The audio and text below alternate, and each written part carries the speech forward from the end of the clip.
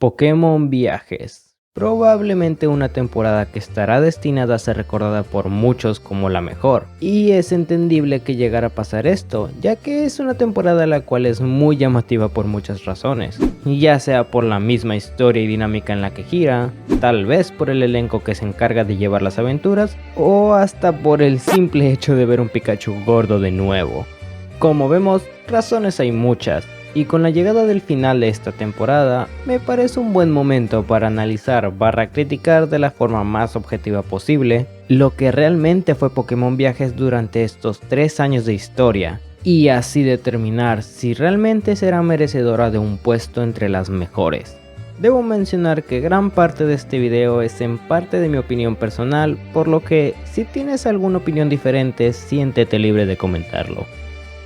Ahora, empezando con el elenco de esta temporada, fueron Ash, Go y Chloe los encargados de llevar las riendas de esta aventura. Pero antes de seguir, debo mencionar que puede sonar raro que meta a Chloe como parte del elenco principal, siendo que en videos anteriores he dicho que no es una coprotagonista como tal, pero conforme pasaba la temporada me di cuenta de un par de detalles que la colocan en la posición de coprotagonista, pero a la vez sin serlo como tal.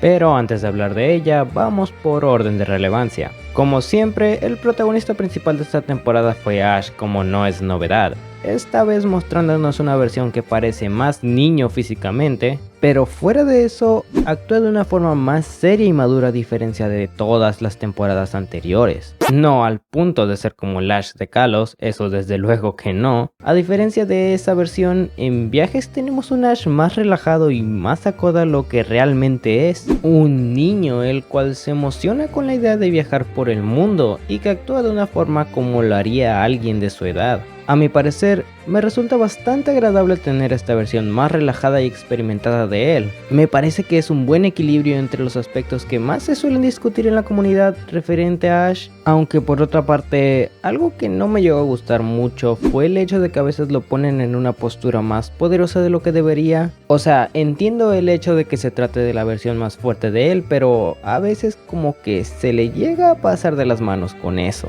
Inclusive nos llevaron hasta el punto de no sentir un suspenso real en lo absoluto por los combates, por el simple hecho de que ya sabíamos que ganaría de alguna forma, y tuvimos que esperar hasta el torneo de los 8 maestros para siquiera tener una sensación real mínima de suspenso por la posibilidad de una posible derrota. Y ya para terminar, en resumen, ¿es un buen Ash? Sí. ¿Es la mejor versión de Ash?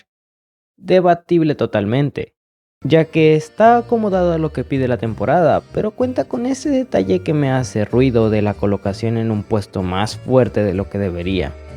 Pero por otra parte, vamos con Go, el cual es un personaje que a mi parecer tiene aportes muy buenos para la temporada. Esta vez como que se empeñaron más en rodear a Ash con personas más de su edad y mentalidad, a diferencia de años anteriores donde teníamos grupos más diversos en varios aspectos. En esta ocasión, el poner a alguien que es relativamente similar a Ash en el ámbito de querer conocer el mundo, me parece algo que funciona bastante bien durante todas las aventuras. Y a diferencia de otros compañeros, Go es un personaje que funciona de manera independiente al protagonista. Como vemos en el capítulo donde se dejó a Ash totalmente de lado, se nos mostró un lado más interesante de él, donde nos explican más a detalle quién es Go en verdad. Algo que, quieras o no, te hace empatizar más con él, y me resultó interesante que este personaje sea privilegiado de ser de los pocos compañeros que tienen su propio capítulo. Y algo que también me llamó bastante la atención es el hecho de cómo fue el crecimiento que tuvo conforme avanzaba el anime, ya que en primeras instancias empezamos con una persona que muestra arrogancia, que prefiere el trabajo solitario antes que siquiera pedir ayuda. Incluso en su primera vez trabajando con Ash se ve lo mal que se le da. Pero conforme pasa la temporada vemos cómo gradualmente cambia su personalidad y su forma de ver las cosas, ya que pasa a ser más agradable y con algunos toques de arrogancia sí, pero a menor medida a comparación del punto de partida. Y además, curiosamente ahora forma parte de un equipo el cual intenta encontrar a Mew, lo que ha sido básicamente su meta desde pequeño. Ahora, hablando de algo que no me convence en lo absoluto, es el hecho de cómo se llega a desaprovechar al personaje. Y soy consciente que tuvo momentos claves y episodios de revelación que lo cambian, pero sufre de la carencia de tener un progreso muy pausado. Ahora me explico, tenemos puntos de la temporada donde se ve a Go teniendo un desarrollo constante y que se ve que va a llegar a algo prometedor. Pero pues luego se acuerdan que él no es el protagonista y solo está para promocionar Pokémon Go, pues lo dejan de lado por un buen tiempo y a esperar hasta la próxima. Dentro de lo que cabe, Go es un personaje muy agradable y bien llevado si quitáramos las pausas. Es entretenido ver sus interacciones con Ash y creo que no se merece el odio que recibió. Además, con lo que vimos en su arco del proyecto Mew, me parece un cierre adecuado para este personaje. Pero aún así con todo esto, me parece que pudo ser un mejor personaje que se le pudo sacar más provecho de alguna forma.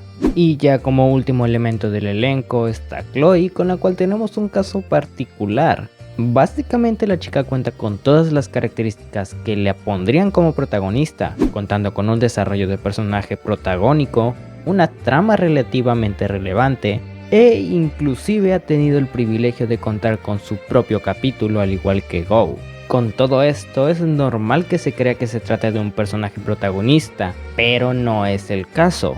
La chica probablemente pasó el 70% del anime en segundo plano, siendo bastante opacada por las metas de Ash y Go, lo cual a mi parecer es una pena haber desperdiciado a un personaje con tantísimo potencial desde su introducción. La primera impresión que nos vendieron fue una chica simple que se abrumaba con el mero hecho de pensar en que no tenía una meta definida, y con esto en mente las posibilidades de desarrollo eran prácticamente infinitas. Además, el tema de Libby que no puede evolucionar también era un tema bastante llamativo e interesante. Pero conforme va avanzando la temporada, nos podemos dar cuenta de las inconsistencias tan marcadas que padece. Por mostrar un ejemplo que se muestra desde los primeros capítulos, donde la niña se mostraba inconforme al hecho de que la gente asumiera que ella sería investigadora al igual que su padre. En principio, me pareció bueno que quisieran hacer un cambio en eso, iniciando un viaje por todo el mundo en busca de una meta más original y acorde a ella. Pero, oh sorpresa. Resulta que al final la niña termina eligiendo el camino que repudiaba desde un principio. Con esto solo me hizo pensar sobre qué necesidad había de darle todo ese desarrollo y tantas opciones si terminaría llegando al punto de inicio. Al menos para mí, es un desperdicio de potencial para esta subtrama que podía ofrecer más que esta conclusión. Y para rematar, otra cosa que sufre este personaje es el hecho de contar con un desarrollo mucho más pausado a diferencia de Go. Literalmente teníamos momentos en la temporada donde casi olvidábamos la existencia de este personaje, de no ser por sus apariciones de fondo en los capítulos de relleno, en donde normalmente se limitaba a dar buenos días y nada más. En resumidas cuentas, me parece un personaje que tiene muchas cosas que ofrecer, pero que no terminaron de la mejor forma. Por otra parte, también tengo la impresión de que el único propósito de Chloe fue el de ser una excusa para el regreso de algunos personajes complicados de traer por sí solos. No lo sé, solo digo. Y ahora con ustedes, toca hablar de uno de los puntos más fuertes que tuvo esta temporada, ya que la primicia que nos manejaron fue bastante entretenida e innovadora para lo que el anime nos tiene acostumbrados. De primeras, la aventura no gira en torno a la típica historia de gimnasios o pruebas a las que nos tenían acostumbrados por más de 20 años. En esta temporada los productores, por necesidades del guión, se vieron forzados a cambiar la fórmula, manteniendo esa esencia de viajar y descubrimiento, pero esta vez con la diferencia de que no se limitaron a una sola región, ya que se rompió ese límite a literalmente todo el mundo Pokémon, lo cual abrió las puertas a muchos sucesos interesantes. Además de eso, el hecho de viajar también trajo la dinámica de los regresos, en donde literalmente cualquiera podía volver al anime. Con esta dinámica, aparte de usarla para vendernos nostalgia, me agradó el hecho de que empeñaran esta dinámica en un beneficio para varios personajes. Como un claro ejemplo de esto, tenemos lo que fue el regreso de Serena. El personaje estuvo ausente por 2 años,